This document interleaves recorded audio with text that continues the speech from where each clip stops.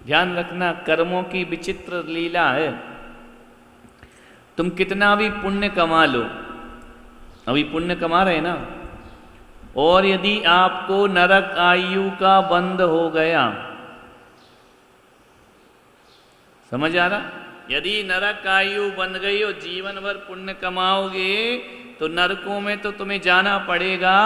तो जीवन भर का जो पुण्य है वह नरकों में पाप में बदल जाएगा ऑटोमेटिक। गई मेहनत बेकार।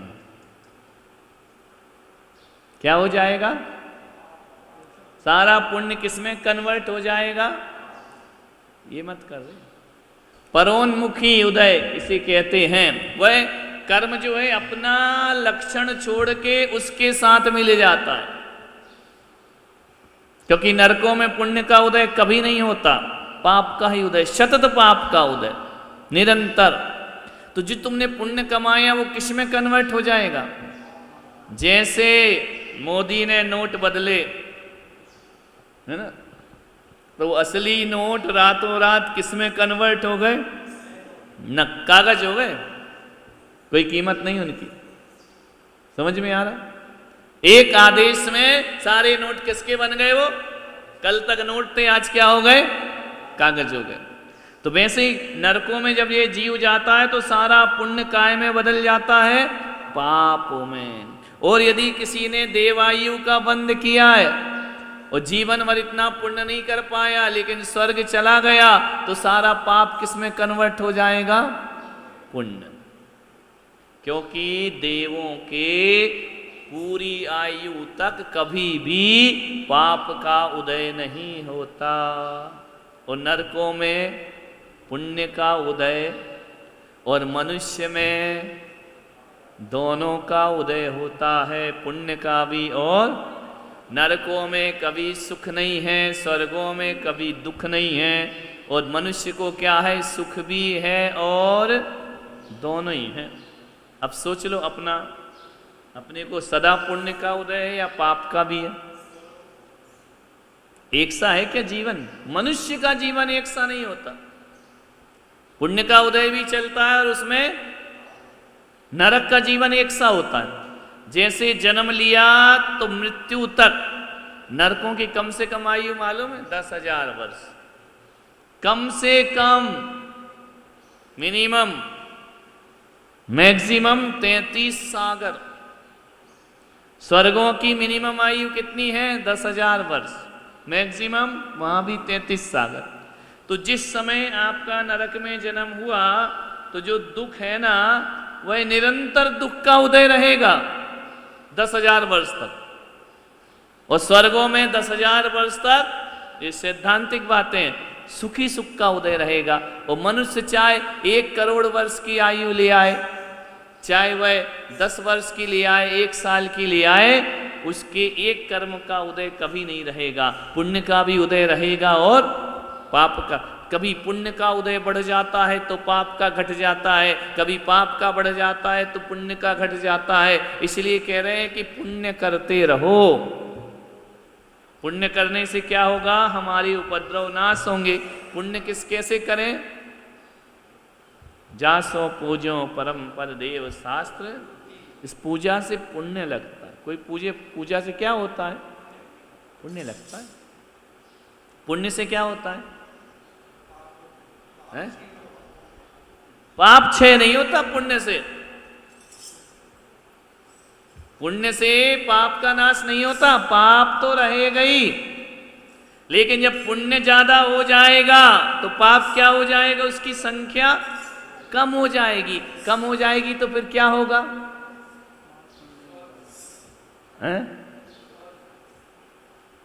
अधिक वाला कम वाले को अपना जैसा बना लेगा। कहते हैं भाई उसके पास बहुमत है, थोड़ा डर के रहो, है ना, उसके पास भीड़ है, ताकत है। तो पुण्य की ताकत बढ़ेगी तो पाप की ताकत क्या होगी? कम होगी। तो वो मरियल सा पुण्य पाप हो जाएगा। वो फल तो देगा लेकिन ऐसे चुटपुट देगा, ज्यादा बड़े नहीं देगा। समझ में आ रहा? चोर, लुटेरा और डाकू 3 लोग होते हैं। तीनों में क्या अंतर? चोर कौन होता है, लुटेरा कौन होता है, डाकू कौन होते हैं? जो नजर बचा के उठाए वो चोर। सो रहे हो चुपचाप, पैसे निकाल लिए, सामान उठा के ले गए वो चोर। लुटेरा जो छल से लूट ले, मीठा मीठा बोल के, छल कपट करके कि लाओ तुम्हारा पीतल दे दो, हम सोना बना देंगे। लुट गई लुट गई लुट गई, दे दिए सोने के आभूषण, तो पता चला वो हाथ का भी गया। डाकू कौन होते हैं? जो डरा के लें, धमका के लें, जो तुम्हारे धन को धमका के डरा के ले जाए, गर्दन पकड़ के बंदूक दिखा के, वो डाकू। जो नजर बचा के ले जाए वो चोर, और जो छल कपट से लूटे वो लुटेरा। ऐसे लोग से पाला पड़ सकता है ना? अपना तो रोज ही पड़ता है, कितने चले गए तो कल्ला को बड़ी हंसी आ रही। जो धर्म से तोड़ता है वो सखा नहीं होता, वो मित्र नहीं होता, वो अपना हितैषी नहीं होता है। आज इतने लोगों को यहाँ लेकर के आए एटा से विधान कराने, पूजा कराने, धर्म से जोड़ने के लिए। व्यक्तिगत स्वार्थ किसी का नहीं होता, ये होता है धर्मानुराग कि हमारा धर्म से जुड़ाव है तो हमारे साथ और भी जुड़ना चाहिए। एक होता है राजनेता और एक होता है धर्म नेता। राजनेता जब चलता है ना तो ऐसे हाथ करके चलता है कि मैं ही अकेला चलूँगा, मेरे साथ कोई नहीं होना चाहिए। और धर्म नेता जब भी चलता है वो ऐसे नहीं चलता, वो ऐसे चलता है मैं भी चल रहा हूँ और तुम भी हमारे साथ।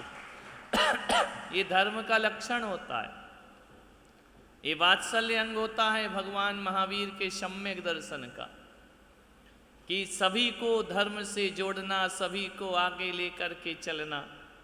धर्मात्मा रास्ते बनाता है, सीढ़ियाँ बनाता है, और राजनीतिक जो होते हैं वो सीढ़ियाँ तोड़ते हुए चलते हैं कि हम चढ़ गए, अब नीचे वाली तोड़ दो, दूसरों को ऊपर नहीं आना चाहिए। धर्म नेता जो होता है, धर्मात्मा जो होता है, वह अपने लिए नहीं औरों के लिए रास्ता बनाते हुए चलता है। आज ये जिन शरणम तीर्थ यहाँ पर बन रहा है, हमारे लिए नहीं है, सबके लिए, समाज के लिए, लोगों के लिए, जिन शासन के लिए, जैन धर्म की प्रभावना के लिए और जैन धर्म को दीर्घायु प्रदान करने के लिए तीर्थों का निर्माण होता है। इनसे धर्म आगे बढ़ता है।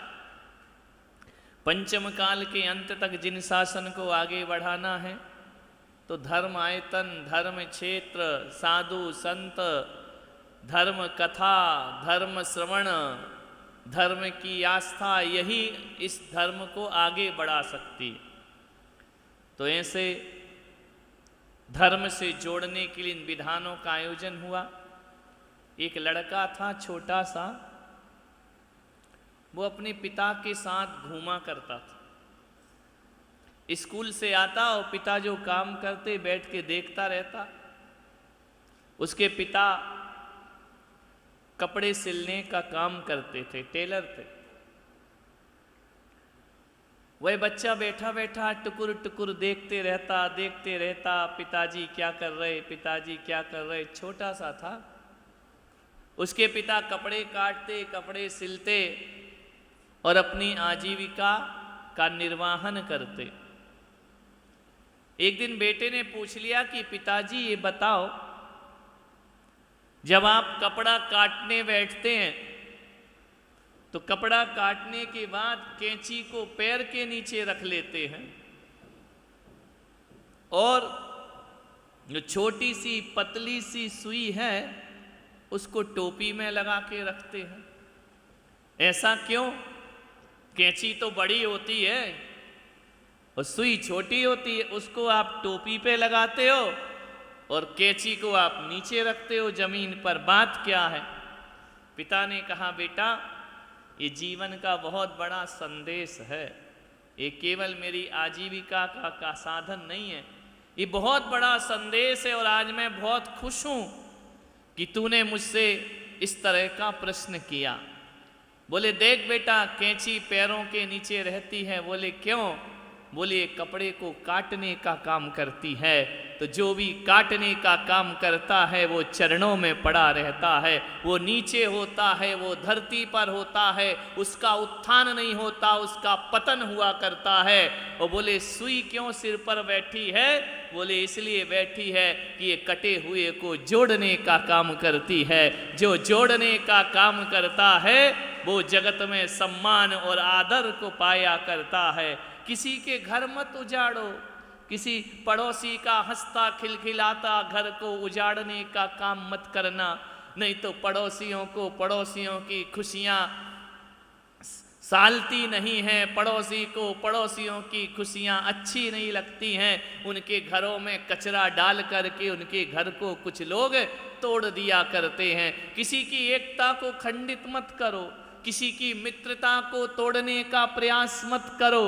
जो मित्र नहीं है उन्हें मित्र बनाने का प्रयास करो, ये धर्मात्मा का लक्षण हुआ करता है। जोड़ने का काम करिए। छोटी सी समाज है, ऐसी टूटती रही पंथों में, संतों में, ग्रंथों में, तो इस समाज का फिर भविष्य अच्छा नहीं है। तो जो जोड़ेंगे वो दुनिया में पूजे जाएंगे, जो तोड़ेंगे वो दुनिया में सम्मान को प्राप्त नहीं हो सकते हैं। जोड़ो लोगों को धर्म से। मालूम है एक जगह क्या हुआ, एक मंदिर में हम दर्शन करने के लिए गए। अब जैसे ही दर्शन करके उठे वहाँ झगड़ा हो रहा था। झगड़ा किस बात का हो गया मालूम है? बोले खड़े होके पूजा करना चाहिए, वो कहता नहीं बैठ के पूजा करना चाहिए। इतनी सी बात पे उनका बहुत लंबे समय तक झगड़ा हो गया, मारपीट की नौबत आ गई। मेरे पास लेकर के आए, बोले महाराज आप फैसला करो। अब सारी दुनिया भर के केस तो यहीं आते हैं कि महाराज इसका निपटारा करो, उसका निपटारा करो। मेरे पास आए, बोले महाराज हमारे मत के अनुसार तो बैठ के पूजा करना चाहिए। दूसरा बोला हमारे मत के अनुसार तो खड़े होकर पूजा करना चाहिए, बैठ कर पूजा नहीं करना चाहिए। आप फैसला करो सही क्या है और गलत क्या है। मैंने दोनों को बिठाया, मैंने कहा सही गलत क्या है ये तो सिमंदर भगवान बताएंगे विदेश क्षेत्र में जाकर के, लेकिन यदि मेरे पास आए हो तो मैं इतना कहता हूँ कि मंदिरों में ऐसी बातें करो, मंदिरों में ऐसी चर्चाएं करो कि जो मंदिर नहीं आता है वो मंदिर आने लगे। ऐसी बातें मत करो कि जो आ रहा है वो कल से आना बंद कर दे, वो धर्मात्मा होता है। इस तरह के झगड़े करोगे, एक की तरफ फैसला दे दो, वो कल कहेगा मैं तो नहीं आता, मैं तो उस मंदिर में जाऊंगा जहाँ खड़े होकर के पूजा होती है। ऐसी बातें मत करिए। किसी बच्चे ने भगवान का अभिषेक किया, अब गलती से उसके हाथ से कलश गिर गया। हमारे बुजुर्ग इतने तमतमा जाते हैं, देख के नहीं करता है, गिरा दिया नरक जाएगा, पाप पड़ेगा। अरे गिर गया तो गिर गया, क्या बिगड़ गया? इतने से कलश गिरने में नरक चला जाएगा। एक बात ध्यान रखना, अब वो कलश उठे या ना उठे, बच्चा सोचेगा यार एक तो अभिषेक करो, गलती हो जाए तो इन बुजुर्गों की डांट खाओ। वो कहता है ठीक है कल से हम मंदिर ही नहीं जाएंगे। ध्यान रखना, वो मंदिर आना बंद कर देता है। ध्यान रखिए, ऐसे कोई धर्म के ठेकेदार मत बनो कि जो हम कह रहे हैं वही सही है। अरे श्रद्धा का विषय है, भावना का विषय है। मंदिरों में तो ऐसी बातें लेकर आओ कि जिसका मन खड़े होकर पूजा करने का है वो खड़े होकर करे, जिसका बैठने का है वह। ऐसी बातें क्यों लाना कि लोग धर्म से टूट जाएं? पीले चावल चावल कहीं पुष्प, इनका झगड़ा है, सोचिए विचार करिए। पंचामृत का झगड़ा है, जलामृत का झगड़ा है, महाराजों का झगड़ा है। उनके मंदिर में उन महाराज की जय बोल दी, मारपीट शुरू हो गई। ये धर्मात्मा के लक्षण नहीं होना चाहिए। धर्मात्मा का लक्षण तो ये होना चाहिए कि जो मंदिर नहीं जाते हैं वह मंदिर आना शुरू कर कर दें, तुम्हें देख करके शुरू कर दें। जो संतों के पास नहीं जाते हैं, अरे इतनी प्रशंसा करो संतों की, इतनी प्रशंसा करो चार लोगों के बीच में कि जो नहीं आता है वह भी करे, चलो हम भी चल करके देखते हैं और दर्शन करते हैं। लेकिन कुछ नापाक लोग ऐसे होते हैं, यहाँ प्रशंसा करते हैं, बाहर जाकर बुराइयां शुरू कर देते हैं। जो चार आ रहे थे उनको और रोक दिया करते हैं। ये धर्म की प्रभावना नहीं होती है। हम कर रहे हैं, तुम लोग और चलिए, किसी भी तीर्थ पर जाओ, इतनी प्रशंसा करो, इतनी प्रशंसा करो कि जो व्यक्ति कभी तीर्थ पे नहीं गया उसका मन हो जाए कि चलो मैं भी वंदना करके आता हूँ। आज एटा से इतने लोग आए, हमको मालूम है, हमारे प्रचारक बैठे हुए हैं प्रदीप जी, बड़ी प्रशंसा की होगी, ऐसा तीर्थ बन रहा, वैसा तीर्थ बन रहा है, ये व्यवस्था हो रही है, चलो वहाँ विधान हो रहा है। तो इनने भी कहा होगा चलो हम भी चलते हैं। सही बोल रहे हैं या गलत बोल रहे हैं? सही बोल रहे हैं ना? ऐसे ही धर्म की प्रभावना होना चाहिए। 1 से 2 जुड़े, 2 से 3 जुड़े, 3 से 10 जुड़े, 10 से 1000 जुड़े। ऐसा मत करो कि रोज मंदिर आने वाले के साथ झगड़ा कर लिया, बेचारा 20 साल से मंदिर आ रहा, उसने मंदिर आना बंद कर दिया। ये तो महापाप का काम है। पूजा विधि जैसी जिसको करना है करे, तुमको जैसा अच्छा लगे वैसा करो, लेकिन रोज भगवान के दर्शन करने मंदिर जरूर जाओ, पूजा करने जाओ, भक्ति करने जाओ, तो जीवन हमारा सार्थक होगा। एक चींटी एक शक्कर के टुकड़े को उठाती है, अपने साथ कितनी चींटियों को बुला लिया करती है। एक टुकड़े में कितनी सारी चींटियां जुड़ करके शक्कर को आगे बढ़ाती हैं। मालूम है तुम्हें, एक कौआ जब खाता है ना, एक दाना भी खाएगा तो काँव काँव करके सारे अपने साथियों को आवाज दे करके बुला लेता है, सब आ जाओ यहाँ भोजन मिल रहा है। ये मित्रता का भाव है, ये साधर्मी वात्सल्य का भाव है। कड़ी से कड़ी जोड़ो, एक से एक को जोड़ो, तो जीवन हमारा सार्थक और सफल होता है। समूहशरण क्या होता है भगवान का? समूहशरण का मतलब है ऐसी समूहशरण की रचना करो जिसको देखने के लिए पूरी राजधानी उमड़ पड़े। कैसे भगवान का समूहशरण? भगवान तो प्रवचन पेड़ के नीचे भी दे सकते थे, भगवान को तो दिव्य ध्वनि कहीं भी कर देते, लेकिन कुबेर जैसा उनका भक्त, सौधर्म जैसा उनका भक्त, सौधर्म इंद्र कहता है मेरे भगवान को केवल ज्ञान हुआ है, सारे जगत को शरण मिलना चाहिए, इसलिए सुंदर से समूह शरण की वह रचना।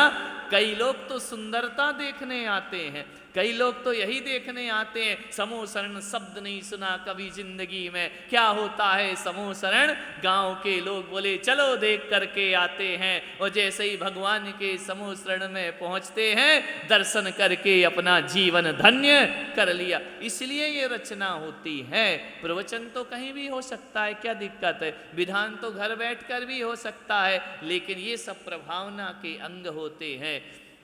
लोग इनसे जुड़ते हैं, जुड़ करके उनके अंदर भगवान के प्रति श्रद्धा पैदा होती है। श्रद्धा पैदा होने से सम्यक दर्शन की भूमिका बन जाया करती